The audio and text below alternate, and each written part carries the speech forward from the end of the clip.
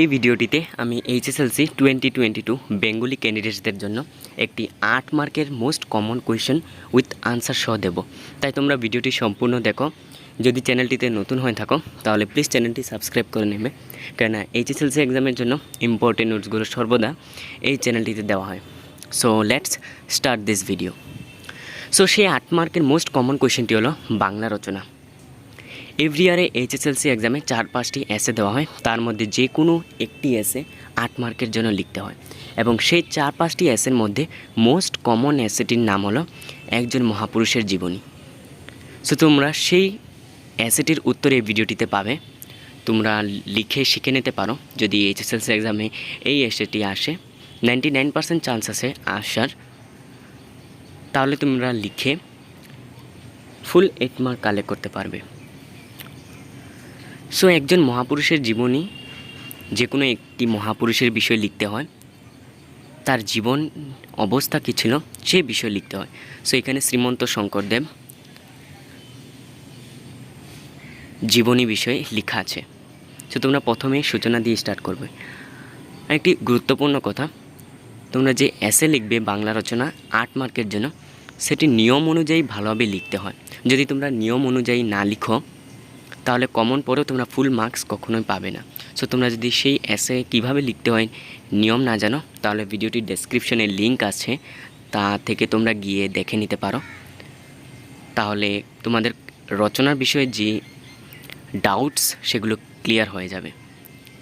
So সূচনায় প্রথমেই লিখবে এসেটিতে, ভারতের ধর্মীয় মহাপুরুষদের মধ্যে শ্রীমন্ত শঙ্করদেব অন্যতম শ্রেষ্ঠ আসন অধিকার করেছেন। এই ক্ষণজন্মা মহাপুরুষের আবির্ভাবের ফলে আসামের সর্বস্তরে নবজাগরণের সূচনা হয়েছিল। তার প্রভাবে আসামের ধর্ম, সাহিত্য ও সমাজ উদার মানবতাবাদী আদর্শে দীক্ষিত হয়ে সর্বাঙ্গীন উন্নতির পথ খুঁজে পায়। তারপরে সেকেন্ড পয়েন্ট লিখবে বংশ পরিচয় ও বাল্যজীবন। ইট মিনস শ্রীমন্ত শঙ্করদেবের বংশ ও বাল্যজীবন সম্পর্কে কয়েকটি মেন পয়েন্ট লিখতে হবে। সো এটা প্যারা লিখলেই হবে। শ্রীমন্ত শঙ্করদেব আনুমানিক 1449 খ্রিস্টাব্দে নগাঁওয়ের অন্তর্গত আলিপুকুরি গ্রামে জন্মগ্রহণ করেছিলেন। তার পিতার নাম কুসুম্বর ভূঁইয়া এবং মাতা সত্যসন্ধ্যা। জনশ্রুতি এই যে পিতা কুসুম্বর ভূঁইয়া মহাদেবের বরে এই পুত্ররত্ন লাভ করেছিলেন। শঙ্করদেবের জন্য জন্ম মুহূর্তে এবং শৈশবে নানা প্রকার অলৌকিক ঘটনা ঘটেছিল। শৈশবে তিনি তার পিতামাতাকে হারান এবং পিতাময়ী খেরসুতি কর্তৃক প্রতিপালিত হন। বালক শঙ্কর ছিলেন অত্যন্ত দুরন্ত প্রকৃতির, তাই লেখাপড়া প্রথম দিকে তার তেমন মনোযোগ ছিল না, কিন্তু বয়স বৃদ্ধি হওয়ার সাথে সাথে তার চরিত্রের আমূল পরিবর্তন হয় এবং বিদ্যাচর্চায় গভীর অনুরাগ ও অসাধারণ মেধাশক্তির পরিচয় দেয়। গুরু মহেন্দ্র কন্দলী তার এই অসাধারণ শিষ্যটিকে দেব উপাধিতে ভূষিত করেন। তখন থেকে তিনি শ্রীমন্ত শঙ্করদেব নামে পরিচিত হন। তার পরের পয়েন্টটি লিখবে ধর্ম সাধনা ও সংসার জীবন।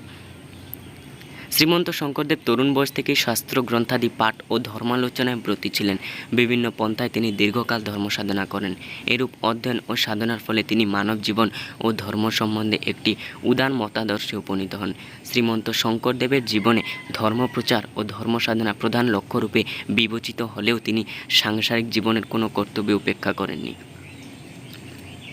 তিনি বিবাহ করে সংসারে হয়েছেন যদিও, কিন্তু সংসারে আসক্ত হননি। শ্রীমন্ত শঙ্করদেবের মতে সংসারে বাস করে সাংসারিক প্রলোভন জয়ের চেষ্টা করতে হবে। তারপরের পয়েন্টে লিখবে নূতন ধর্মমত প্রচার। আর তোমরা যদি এই পয়েন্টটি মেনটেন করে না লিখো তাহলে ফুল মার্কস পাবে না। শ্রীমন্ত শঙ্করদেব প্রচারিত ধর্মের নাম নববৈষ্ণব ধর্ম বা ভাগবত বৈষ্ণব ধর্ম। মহাপুরুষীয় ধর্ম একশরণ ধর্ম নামেও পরিচিত। সর্বজীবে প্রেমভাব ও অহিংসা এই ধর্মের মূল আদর্শ। মহাপ্রভু শ্রী চৈতন্যদেবের মতোই শ্রীমন্ত শঙ্করদেবের ধর্ম অস্পৃশ্যতা, জাতিভেদের কোনো স্থান ছিল না।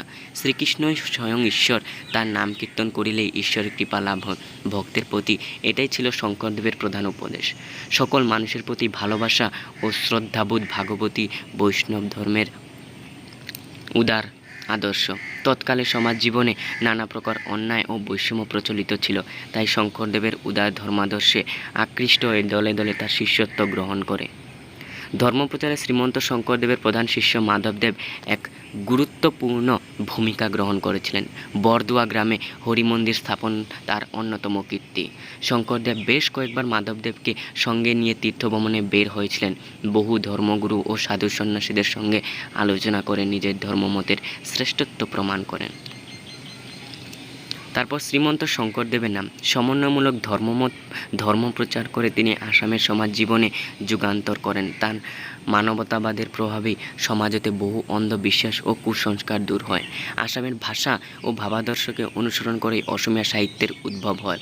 শ্রীমন্ত শঙ্করদেব প্রায় ৩৫ গ্রন্থ রচনা করে গেছেন। সেগুলোর মধ্যে কীর্তন ও বরগীত নামক দুটি ধর্মীয় গীতি সংকলন বিশেষ প্রসিদ্ধ। তারপর শেষের পয়েন্টটি লিখবে উপসংহার। শ্রীমন্ত শঙ্করদেবের একক প্রয়াসে আসামের জনজীবন মধ্যযুগীয় ধর্মান্ধতা ও সামাজিক কুসংস্কার হতে মুক্ত হয়েছে। 1569 খ্রিস্টাব্দে মহাপুরুষ শ্রীমন্ত শঙ্করদেব মধুপুর নামক সত্রে শেষ নিঃশ্বাস ত্যাগ করেন। তার জীবন ও বাণীর আদর্শেই পরবর্তীকালে অসমে ধর্ম সংস্কৃতি ও শিল্প সাহিত্যে নব অভ্যুদয় ঘটিয়েছে।